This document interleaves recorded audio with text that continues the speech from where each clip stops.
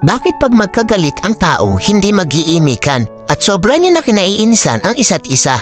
Hanggang sa hindi niyo na namamalayan ang tagal niyo na palang hindi nagpapansinan. Bakit nga ba? Dahil ba sa sama ng loob o maling nagawa o dahil sa mataas na pride? Sa sobrang taas ng pride, nagpapakiramdaman kayo kung sino ang unang hihingi ng tawad. Paano kung pareho kayong ma-pride? E di habang buhay na kayong walang pansinan at mag-iinisan, di ba? Alam nyo ba ang kasabihang, it's better to lose your pride because of your love than to lose your love because of your pride?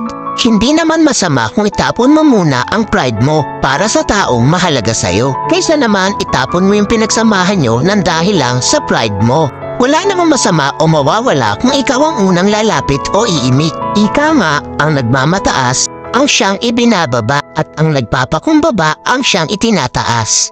Kaya huwag ugaliin na magkimkim ng galit dahil ang galit ay basura lang sa ating puso at isipan.